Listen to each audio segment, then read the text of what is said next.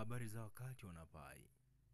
Awali ya yote ningependa kutoa salamu za pole kwa Watanzania wote walioondokewa na wapendwa wao. Mwenyezi Mungu azilaze roho zote pahala pema peponi. Ni kipindi kigumu kwa taifa letu, na moyo wangu uko pamoja nanyi katika majonzi.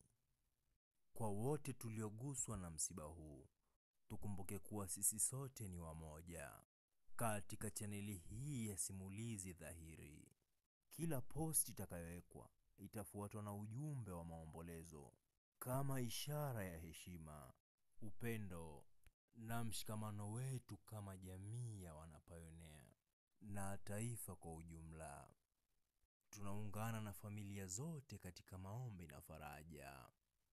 Amani, upendo na mshikamano vitashinda daima. Kwa majina naitwa Mwanapai mdogo zaidi ya yule mdogo.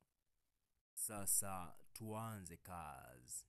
Kiukweli fursa utambuliwa na wachache, na katika wachache hao ni wachache pia huchukua hatua. Mwanapai, ni sisitizo langu kuwa nisingetamani wala nisingependa mtu yoyote aje kujuta baadaye. Kiukweli sarafu ya pai ni fursa ya kipekee mno. Labda niwape mfano, na mfano huo ni kama ifuatavyo.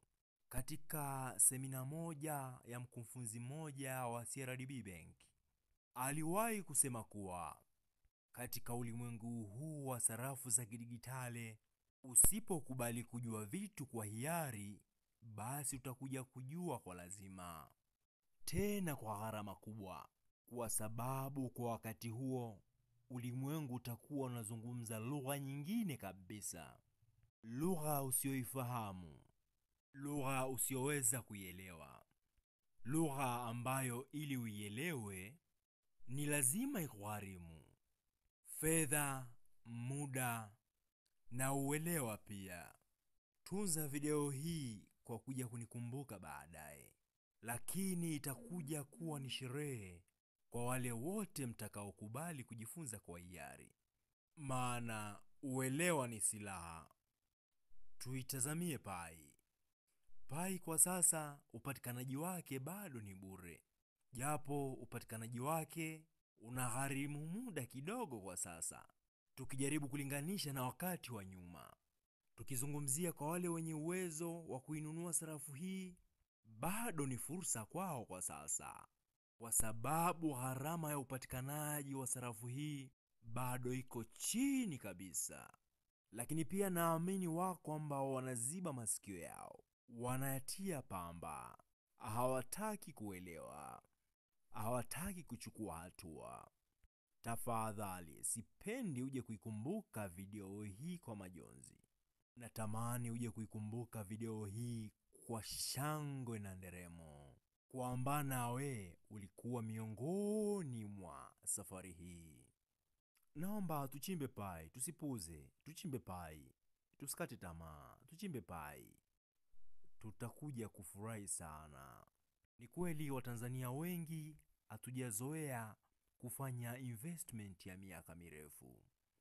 Hatujazoea kwa sababu hatujawahi kukutana nayo, tena hususan katika mambo ya mitandaoni, maana wengi wanadhani kuwa ni utapeli. Mwelekeo wa pai sasa ni mzuri mno. Tunakaribia kufika tamati, tunakaribia kufika Kanani. Shiriki katika chaneli hii, jitahidi kufuatilia makala zetu, nasi hatutoacha kuelimishana. Tutawapa vinavyowafaa.